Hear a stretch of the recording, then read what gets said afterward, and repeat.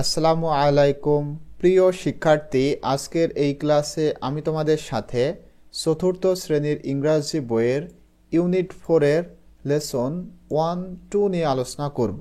8 নম্বর পেজে এটা রয়েছে এবং এই লেসনের টাইটেল হলো ফ্যামিলি ট্রি, অর্থাৎ পরিবারের গাছ। তোমরা উপরের ক্লাসগুলো যদি না করে থাকো অবশ্যই তোমরা এই যে টেক্সট সেটা আমি তোমাদের সাথে শেয়ার করেছি এবং এখানে তোমাদের যে কাজগুলো রয়েছে সেগুলো কিন্তু বুঝিয়েছিলাম এখানে তোমাদের জন্য কি লিখতে হবে এবং তোমাদের এই যে তোমাদের পরিবারের উপর একটা প্যারাগ্রাফ লিখতে হবে সেটাও কিন্তু দেখিয়েছিলাম। সবগুলা ভিডিও তোমরা আমাদের এই যে চ্যানেল ES360 কিডস এই চ্যানেলের প্লেলিস্টে আসলে তোমরা ক্লাস 4 যদি ক্লিক করো ধারাবাহিকভাবে তোমাদের ক্লাসের ভিডিওগুলো তোমরা কিন্তু এখান থেকে দেখতে পারবে। তো আশা করতেছি তোমরা ভিডিওগুলো দেখেছো। এখন এই ক্লাসে আমরা এই যে এখানে কি বোঝানো হচ্ছে এবং এই যে এই প্রশ্নগুলোর উত্তর করতে পারবা, পাশাপাশি ল্যাঙ্গুয়েজ ফোকাসে কি বোঝানো হয়েছে সেটাও কিন্তু তোমরা ইনশাল্লাহ সুন্দর করে বুঝতে পারবা।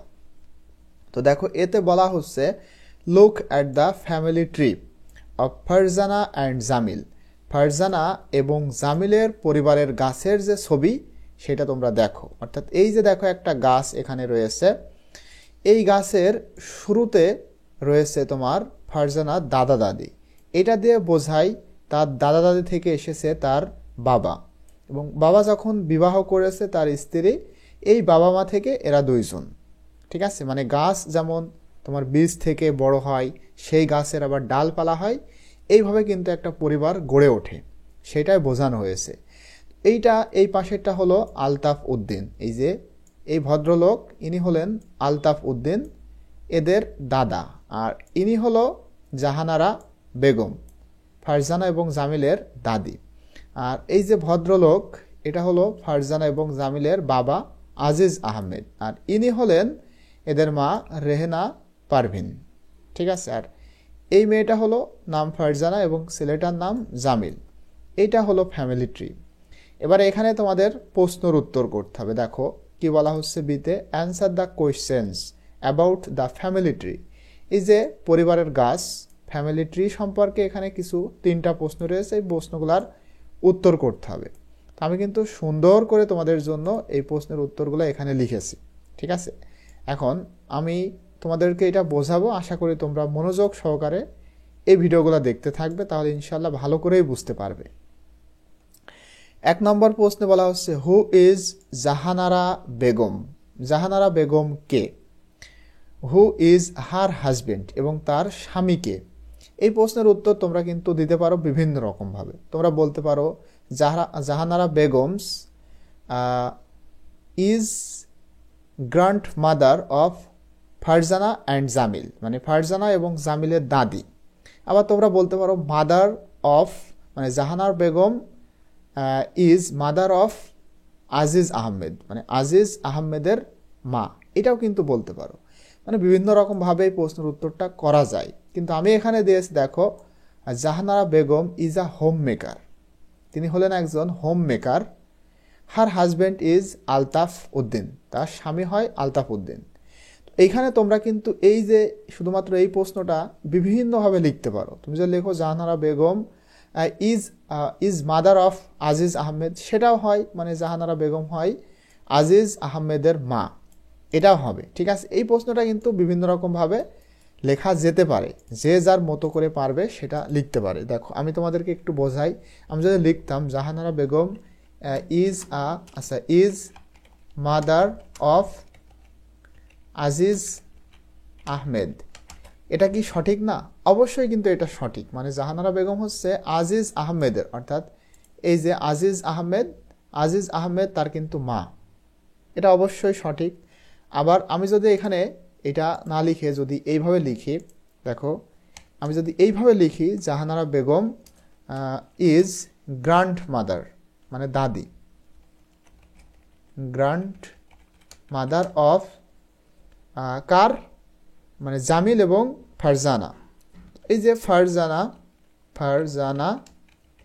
অ্যান্ড জামিল, মানে ফারজানা এবং জামিলের দাদি হচ্ছে এই জাহানারা বেগম। ঠিক আছে, দেখো এখানে কিন্তু আমরা এটা দিয়ে ফারজানা জামিল। আচ্ছা ফারজানা বানানটা এখানে কোথায় রাখলাম, এই যে এখানে জেড, ফারজানা। এবং জামিলের দাদি হচ্ছে এই জাহানারা বেগম, এইভাবেও কিন্তু লেখা যেতে পারে, ঠিক আছে।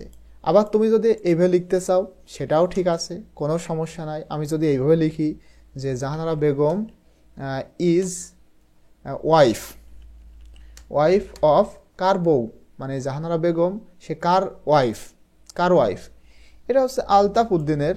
তোমরা যদি এইটা লিখো সেটাও হবে, ঠিক আছে। দেখো আমি এখানে যদি লিখি জাহানারা বেগম ওয়াইফ অফ আলতাফ উদ্দিন, সেটাও কিন্তু হয়।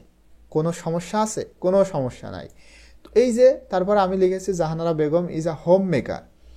এই যে কয়েকটা প্রশ্নের উত্তর, এর মধ্যে থেকে তোমাদের যেইটা ভালো লাগবে তোমরা সেইটাই লিখবা, ঠিক আছে। যেইটা তোমাদের মন চাবে তোমরা সেইটাই লিখবা। এরপরে পরবর্তীতে বলা হয়েছিল কি যে হু ইজ হার হাজবেন্ড, তার স্বামীকে। তো এর মধ্যে থেকে তোমরা যে কোনো একটা লিখবা, তারপর লিখবা হার হাজবেন্ড ইজ আলতাফ উদ্দিন, তার স্বামী হয় আলতাফ উদ্দিন, এটা লিখতে হবে। কিন্তু এর মধ্যে থেকে যে কোনো একটা তোমরা লিখবা। এরপর আসো 2 নম্বর প্রশ্নে, বলা হচ্ছে who is Jamil and Farzana's father, Jamil এবং ফারজানার বাবাকে। আজিজ আহমেদ, তারপরে হু ইজ দেয়ার মাদার, তাদের মাকে। এই প্রশ্নের উত্তরে আমরা কি লিখতে পারি? দেখো Jamil and Farzana's father is Aziz Ahmed, Jamil এবং ফারজানার বাবা হলেন আজিজ আহমেদ। তার মাদার ইজ রেহেনা পারভিন, তাদের মা হয় রেহেনা পারভিন, ঠিক আছে। এরপরে দেখো who is Aziz Ahmed's father, Aziz আহমেদের বাবাকে।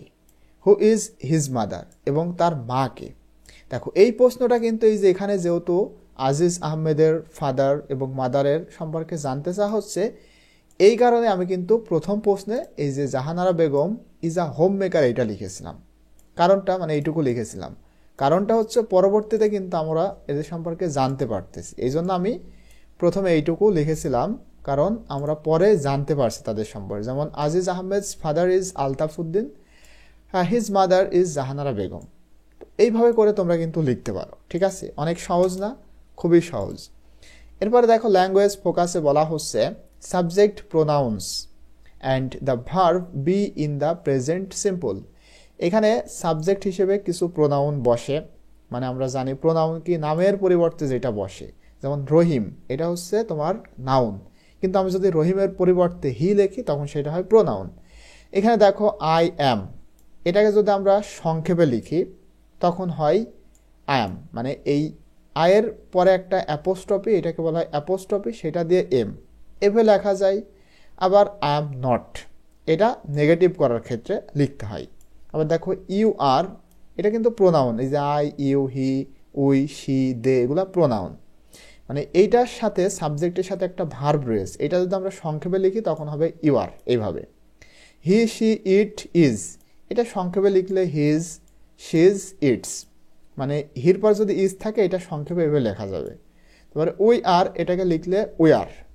দে আর, দে আর, মানে অ্যাপোস্ট্রফি দিয়ে প্রথম অংশটা বাদ দিয়ে শুধুমাত্র পরেরটা লিখতে হবে। যেমন আয়ের পরে অ্যাম আছে, আয়ের পর যদি তুমি একটা এরকম কমা দাও উপরে, এটাকে বলা হয় অ্যাপোস্ট্রফি। তারপরে এ বাদ দিয়ে শুধু এম, এই যে আর এর পরে ইউ এর পরে একটা কমা দিয়ে অ্যাপোস্ট্রফি দিয়ে আরই, এই যে অ্যাপোস্ট্রফি দিয়ে আরই, প্রথমটা বাদ দিয়ে শেষেরটা, মানে তার পরেরটা লিখতে হবে। যে ইউ আর নট নেগেটিভ করার ক্ষেত্রে he is not, she is not, it's not, you are not, they are not, ঠিক আছে। আশা করি তোমরা বুঝতে পেরেছো। আজকের ক্লাসটা এই পর্যন্ত। ইনশাল্লাহ পরবর্তীতে আমি 9 নম্বর পেজে কি বোঝানো হচ্ছে ইনশাল্লাহ সেটাই তোমাদেরকে বোঝাবো। টিল দেন আল্লাহ হাফেজ।